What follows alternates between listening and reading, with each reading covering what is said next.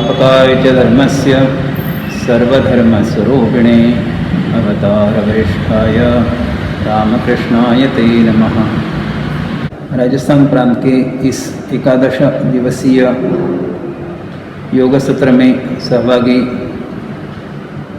लोगों को मेरा हार्दिक प्रणाम। कन्याकुमारी से यहाँ आते हुए इस शिविर के आयोजन में रहते हुए आप सभी के साथ जो 11 दिन योग के लिए विशेष प्रशिक्षण हुआ, जो अनुभूति प्राप्त हुई और जिससे एक विशेष जीवन में परिवर्तन आने की शुरुआत हुई, यह बड़ा महत्वपूर्ण योग है। हम सब जानते हैं स्वामी विवेकानंद और राजस्थान, इनका एक बड़ा अटूट नाता रहा है।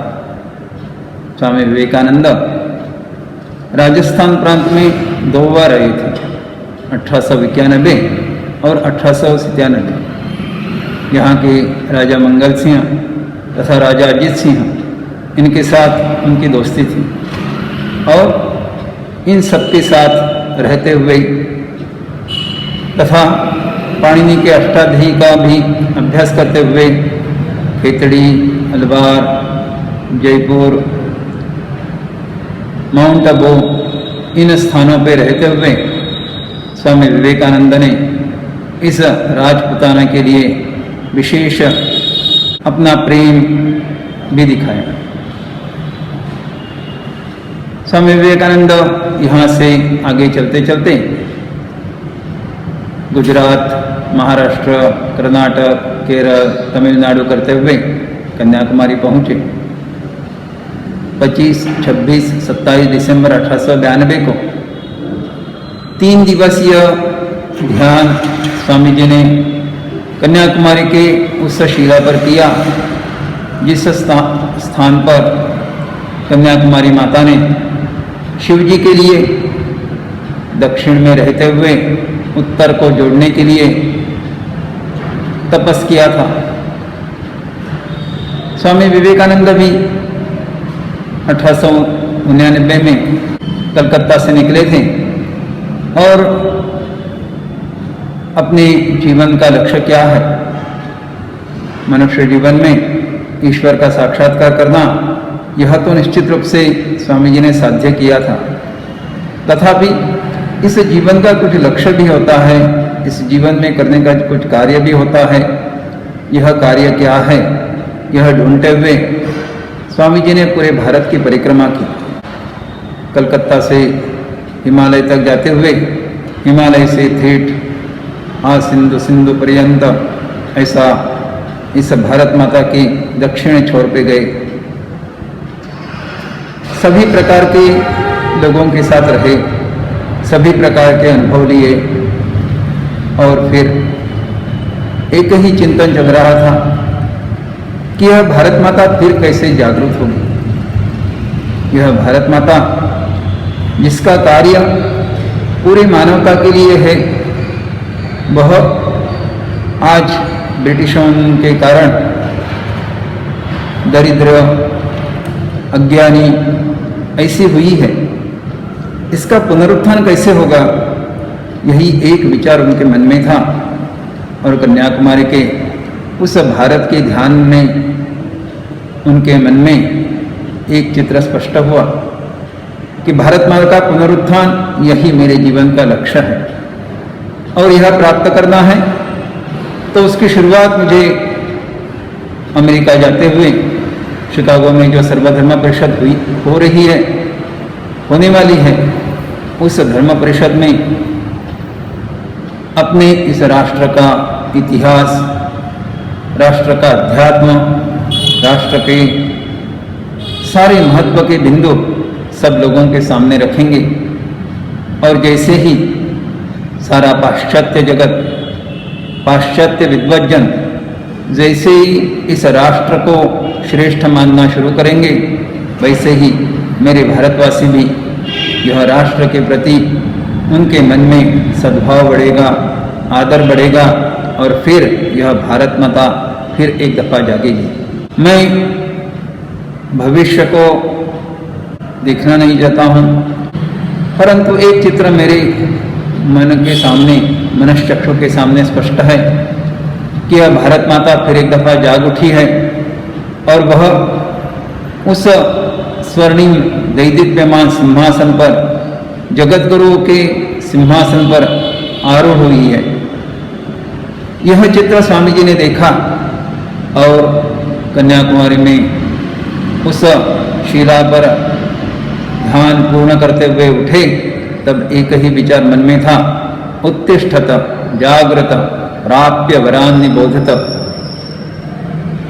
Arise, awake, stop not till the goal is reached. Swami Vivekananda वहां से अमेरिका गए। कई सारे प्रश्नों का सामना करना पड़ा। भारत जैसा जीवन अमेरिका में नहीं था, तथापि अपने जीवन का लक्ष्य महत्वपूर्ण मानते हुए सारे संकटों का सामना करते हुए 11 सितंबर 1893 को स्वामी जी ने जो भाषण सब लोगों के सामने किया, उस भाषण से प्रभावित होते हुए और उनके बाद भी 27 सितंबर तक कितने सारे भाषण स्वामी जी ने किए। इन सबसे अमेरिकन जनता स्वामी जी पर लुब्ध हो गई। स्वामी जी ने जो संदेश सबके सामने रखा था कि आप सब अमृतस्य पुत्राः है, आप पापी पुत्र नहीं हैं और इसलिए आप सब श्रेष्ठत्व के ओर चलने के दृष्टि से आगे बढ़ना चाहिए। सभी को इस संदेश को सुनते हुए बड़ा आनंद हुआ और फिर एक नई लहर पूरे अमेरिका में ही फैल गई। स्वामी जी अमेरिका तथा यूरोप में 3.5 वर्ष रहे और 1897 में फिर से भारत वापस आए। आने के बाद स्वामी जी का जो अभूतपूर्व उत्साहपूर्ण स्वागत पूरे भारतीय जनता ने किया, वह एक महत्वपूर्ण बात जिसके कारण यह भारत माता जाग उठी। उसके बाद जो भी कुछ घटित हुआ, इन सब में स्वामी विवेकानंद ने का संदेश अत्यंत महत्वपूर्ण रहा। यह संदेश और स्वामी जी का कार्य निश्चित रूप से आगे चलते रहना चाहिए, यही विचार हर एक के मन में रहा। 1863 में स्वामी जी का जन्म हुआ था। 1963 में स्वामी विवेकानंद जी की जन्मशती थी। जिस महापुरुष का नरेंद्र से विवेकानंद में रूपांतरण हुआ था, परिवर्तन हुआ था, उस शिला पर स्वामी जी की एक आधी प्रतिमा हो, ऐसा विचार कन्याकुमारी के लोगों के मन में आया। लेकिन कोई भी कार्य अगर श्रेष्ठ बड़ा होना है तो उसके लिए कई सारे संकटों का सामना करना पड़ता है। जैसा ही ऐसा विषय मन में आया, वैसे ही कई सारी चुनौतियां सामने खड़ी हुई। यह चुनौतियां स्थानिक स्तर पे थी, धर्म को लेते हुए थी, राज्य सरकार के द्वारा निर्माण की गई थी तथा केंद्र सरकार के द्वारा भी यह अधिकाधिक कठिन ऐसा कार्य हो रहा था। इस कार्य को पूर्ण करने के लिए राष्ट्रीय स्वयंसेवक संघ के स्वयंसेवक, प्रचारक तथा संघ के अधिकारी श्री एकनाथ जी रानड़े, इनके पास इस कार्य का दायित्व आया और दायित्व आने के बाद स्वामी जी के ऊपर जो एकनाथ जी की अटूट श्रद्धा थी, उस श्रद्धा को लेते हुए माननीय एकनाथ जी ने कार्य शुरुआत किया। हर एक चुनौती को उन्होंने अवसर के रूप में बदलाव करते हुए सभी लोगों के पास जाते हुए, सभी लोगों की राय लेते हुए, जो भी बाधाएं थी उन बाधाओं को एक विशेष रूप से दूर करने का कार्य किया और फिर 323 सांसदों की स्वाक्षरी से इस शिला स्मारक के लिए परवानगी मिली। पंतप्रधान जवाहरलाल नेहरू उन्होंने परवानगी देने के बाद तमिलनाडु के मुख्यमंत्री श्री भक्तवत्सलम जी, उनकी भी परवानगी मिली और फिर यह कार्य शुरू हुआ। केवल 6 वर्ष में माननीय एकनाथ जी के अथक परिश्रम से यह कार्य पूर्ण हुआ, जिसमें 30 लाख से अधिक लोगों ने 1 रुपये के कूपन के द्वारा स्वामी जी का जीवन समझते हुए, स्वामी जी का संदेश समझते हुए अपना योगदान दिया था, जिसके कारण 1 करोड़ 35 लाख की यह वास्तु उस समुद्र में निर्माण हुई और 2 सितंबर 1970 को तत्कालीन राष्ट्रपति श्री वराहगिरी वेंकटगिरी जी तथा रामकृष्ण मिशन के अध्यक्ष स्वामी वीरेश्वरानंद जी महाराज, इन्होंने इस विवेकानंद शिला स्मारक को सारे भारत को लोकार्पित किया। माननीय एकनाथ जी ने यह सारे कार्य होते समय जो एक बात समझी थी कि भारतीय मानस में स्वामी विवेकानंद जी के प्रति जो आस्था है, जो विश्वास है, वह बड़ा महत्वपूर्ण है और इसलिए सारे भारत को एकत्र करने वाला, एक मना करने वाला ऐसे जो स्वामी विवेकानंद है, उनका जीवन और संदेश सभी लोगों के पास पहुंचना चाहिए। अब यह पहुंचना है तो उसके लिए उन्होंने 7 जनवरी 1972 को विवेकानंद केंद्र, इस आध्यात्म प्रेरित सेवा संगठन का शुभारंभ किया, जो युवा इस राष्ट्र के प्रति, इस समाज के प्रति आस्था रखते हैं और अपना जीवन इसी काम के लिए जोड़ना चाहते हैं, उन सबको लेते हुए माननीय एकनाथ जी ने उनका प्रशिक्षण करते हुए पूरे भारत में फैलाने का एक बड़ा कार्य शुरुआत किया। स्वामी विवेकानंद जी ने अला सिंगा पेरुमाल को लिखा था, 100,000 men and women hired with the chill of holiness, fortified with eternal faith in the Lord, nerved to lion's courage, with their sympathy for the poor, fallen and downtrodden, will go over the length and breadth of this land, preaching the gospel of salvation, the gospel of equality, the gospel of social raising up। ऐसे सारे युवाओं को लेते हुए विवेकानंद केंद्र का कार्य 1973 में जीवनव्रतियों के प्रशिक्षण से शुरुआत हुई। यह कार्य नित्य रूप से बढ़ता रहा, नए नए आयाम जुड़ते गए और विवेकानंद जी का कार्य अधिकाधिक फैलाने का जो विचार माननीय एकनाथ जी के मन में था, वह निश्चित रूप से आगे बढ़ने लगा। विवेकानंद केंद्र का कार्य यह शाखाओं के माध्यम से तथा प्रकल्पों के माध्यम से होता है।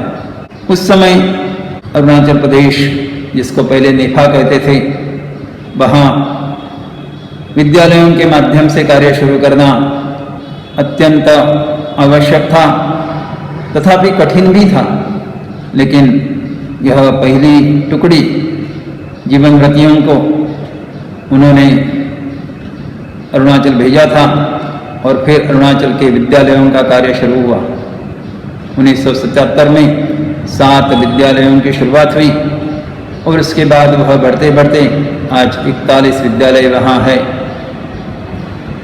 यह विद्यालय अरुणाचल प्रदेश के साथ साथ ही असम, नागालैंड, अंडमान और तमिलनाडु और कर्नाटक में भी चल रहे हैं। ऐसे 85 विद्यालयों के माध्यम से एक बीएड कॉलेज तथा एक कॉलेज ऑफ नर्सिंग के माध्यम से यह शिक्षा का एक विशेष कार्य शुरू है। प्रकाशन का कार्य भी बड़ा महत्वपूर्ण, क्योंकि स्वामी जी का संदेश घर घर तक पहुंचना है। इस दृष्टि से विवेकानंद केंद्र पत्रिका तथा युवा भारती यह शुरुआत हुई। विवेकानंद केंद्र पत्रिका यह 6 महीने में प्रकाशित होने वाला एक थीमेटिक मैगजीन रहता है। तथापि युवा भारती, केंद्र भारती, विवेक विचार, विवेकवाणी यह हर महीने अंग्रेजी, हिंदी, मराठी, तमिल इन भाषाओं में प्रकाशित होते हैं। विवेक जागृति यह असमीज में, विवेक सुधा यह गुजराती में तथा विश्व भानु यह मलयालम में भी प्रकाशित होता है। और इन सबके माध्यम से विवेकानंद का विचार अधिकाधिक लोगों तक जाए। प्रकाशन के कार्य में कई सारे पुस्तकों का निर्माण यह भी हो रहा है। आज करीबन 17-18 भाषा में 600 से अधिक पुस्तक प्रकाशित हुए हैं। और इन पुस्तकों के माध्यम से भी भारतीय संस्कृति, स्वामी विवेकानंद जी का विचार अधिकाधिक लोगों तक लेके जाने का कार्य नित्य रूप से शुरू है। इसके साथ साथ ही भारत देश यह ग्रामों में बसने वाला देश है, इसलिए ग्राम विकास प्रकल्प यह भी शुरुआत हुआ 1981 में तमिलनाडु में, और उसके साथ साथ ही महाराष्ट्र तथा अरुणाचल प्रदेश और असम में भी यह ग्राम विकास का कार्य शुरू हुआ, जिसमें सारे गांववासी जो है इनमें क्रिएटिव माइनर लीडरशिप निर्माण करना और ऐसी लीडरशिप के द्वारा अपने गांव की पूर्ण उन्नति करना, विकास करना, इस दृष्टि से अधिकाधिक कार्य हो रहा है। इसको जोड़ देते हुए ही अपरंपरिक ऊर्जा का प्रकल्प शुरू हुआ, जिसको विवेकानंद केंद्र नेचुरल रिसोर्सेज डेवलपमेंट प्रोजेक्ट ऐसा कहते हैं। इन्होंने भी अफोर्डेबल हाउसिंग तथा एग्रीकल्चर में और अन्य बायोगैस के माध्यम से ऊर्जा में ऐसे कार्य उन्होंने शुरुआत किए हैं। ग्रीन रामेश्वरम यह प्रोजेक्ट भी इसी प्रकार से है, जिसमें रामेश्वरम का पूर्ण विकास अच्छी तरह से हो, ऐसा ही प्रयास शुरू है। इसके साथ साथ ही अपनी इस संस्कृति की ओर देखना भी अत्यंत आवश्यक, क्योंकि संस्कृति ही अपने को जीवित रखती है। इसलिए विवेकानंद केंद्र इंस्टीट्यूट ऑफ कल्चर, विवेकानंद केंद्र वैदिक विजन फाउंडेशन, विवेकानंद केंद्र academy of Indian culture, yoga and management तथा विवेकानंद इंटरनेशनल फाउंडेशन, यह सारी ऐसे शोध संस्थान शुरू हुए हैं जिनके द्वारा लोगों में आत्मविश्वास निर्माण करना, अपने संस्कृति के प्रति शोध कार्य करना, और यह सारा करते हुए हम जो भी सनातन मूल्य है उनको अबाधित रखते हुए जो भी बदलाव करने की आवश्यकता है वह बदलाव भी करें, इस प्रकार की योजना इसमें है। इन सारे प्रकल्पों के द्वारा जैसे ही काम और आगे बढ़ने लगा, वैसे ही माननीय एकनाथ जी के मन में जो था कि यह केंद्र के कार्य का प्रोग्रेसिव अनफोल्डमेंट होना है, तो एक के बाद एक इस प्रकार से यह सारे कार्य शुरू हुए। अरुणाचल में अरुण ज्योति का प्रकल्प भी ऐसा ही इसी दृष्टि से शुरुआत हुआ कि अरुणाचल में अरुणाचली जो लोग हैं उनको उनमें लीडरशिप डेवलपमेंट करते हुए उनको इस कार्य में जोड़ना और उनके द्वारा ही स्वामी विवेकानंद जी का कार्य और आगे लेके चलने का जो विशेष विचार हुआ, उसके लिए यह विवेकानंद केंद्र का अरुण ज्योति प्रकल्प यह भी कार्यरत है। ऐसे सारे प्रकल्पों को कार्यकर्ता की आवश्यकता। यह सारे कार्यकर्ता शाखा में जो अन्य कार्यक्रम चलते हैं उनके द्वारा आए, ऐसा प्रयास निश्चित रूप से रहा। शाखाओं में योग को लेते हुए महत्वपूर्ण कार्य होता है और योग के साथ साथ ही अन्य शिविरों के माध्यम से युवाओं को साथ में लेते हुए कार्य करना यह महत्वपूर्ण है। युवाओं के लिए कई सारी परीक्षाएं जैसे उठो जाओ प्रतियोगिता राजस्थान प्रांत में होती है, ऐसे ही अन्य जगह भी इसी प्रकार की परीक्षाएं होती है जिसमें कॉलेज के युवा आते हैं और वह युवा इस सारा अनुभव लेते हुए शिविरों में रहते हुए विवेकानंद केंद्र का कार्य करने के लिए तैयार हो जाते हैं। विवेकानंद केंद्र का कार्य जिस कार्य पद्धति के द्वारा होता है उसके 4 आयाम जो है, जिसमें संस्कार वर्ग, योग वर्ग, स्वाध्याय वर्ग और केंद्र वर्ग है। समाज के सभी आयु के लोग इसमें जुड़ सकते हैं और यह जुड़ते हुए हम एक सशक्त भारत, एक समर्थ भारत, एक श्रेष्ठ भारत निर्माण करना है। यह दायित्व हर एक व्यक्ति का है और इसलिए हर एक व्यक्ति इस उद्देश्य से प्रेरित होते हुए कार्यरत रहे, ऐसा विचार मन में रखते हुए यह कार्य करना महत्वपूर्ण हो जाता है। आप सब इस कार्य में जुड़े हैं। इस कार्य की जो विशेषता है कि स्वामी विवेकानंद जी ने ही प्रथम पाश्चात्य जगत को इस योग का मार्ग बताया था।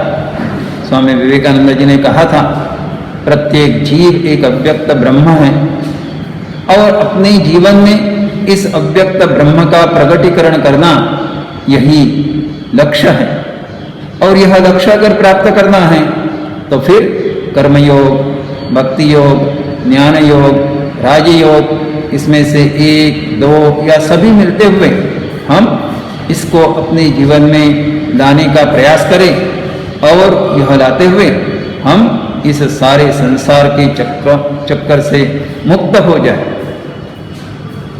हम सब यही विचार लेते हुए कार्य करने की आवश्यकता है।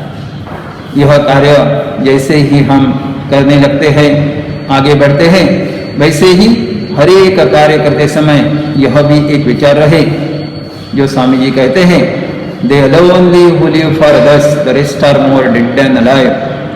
तो हम यह सारा समाज मेरा अपना है, यह भारत मेरा अपना है, इसलिए इसके लिए कार्य करना, इस मातृभूमि का कार्य करना, यह मैं उसका पुत्र हूं इस दृष्टि से मेरा कर्तव्य बनता है।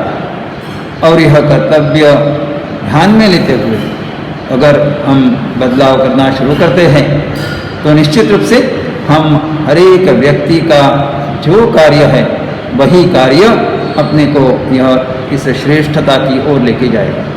इसलिए आज इस परिवर्तन की घड़ी में जिसमें सारा विश्व ही जा रहा है, कोरोना की महामारी पूरे विश्व को ही सता रही है, ऐसे समय हम सब लोग जागृत होते हुए अपना दायित्व समझते हुए, भारत की विशेष धरोहर समझते हुए, भारत का यह योग का विशेष योगदान ध्यान में लेते हुए अगर हम संकल्प लेते हैं कि आज से मैं हर रोज योग करूंगा, मैं हर रोज स्वामी विवेकानंद के कार्य के साथ जुड़ूंगा और सारा समाज मेरा अपना है, इस दृष्टि से इस समाज का अधिकाधिक विकास हो, यह कार्य मैं खुद करना शुरू करूंगा। जैसा ही हर एक व्यक्ति इस दृष्टि से कार्य में सहभागी होती है और कार्य में जुड़ जाती है, वैसे ही एक श्रेष्ठ भारत निर्माण करने का कार्य में हम सबकी जो महत्वपूर्ण भूमिका होगी वह इस भारत के लिए आज नितांत आवश्यक है। मैं आप सबको पुनः एक दफ़ा अभिनंदन करता हूँ तथा आपको यह विनंती भी करता हूँ कि आप सभी विवेकानंद केंद्र के कार्य के साथ जुड़ जाएं, स्वामी विवेकानंद जी के कार्य को अपनाएं और फिर इस भारत को श्रेष्ठ बनाना यही हमारे जीवन का भी लक्ष्य हो। यह ध्यान में रखते हुए हम सतत अग्रसर होते रहे, सतत आगे ही बढ़ते रहे। यही आज के दिन के लिए आप सबको मुझे कहना था। शिवभावी जीव सेवा का व्रत लेते हुए कार्य करने वाले इस विवेकानंद केंद्र के साथ जुड़े और मनुष्य निर्माण तथा राष्ट्र पुनरुत्थान का संदेश देते हुए सारे भारत माँ को जगत गुरु बनाएं, यही प्रार्थना। आप सबने यह शांति से सुना, इसलिए आप सभी को विशेष प्रणाम, नमस्कार।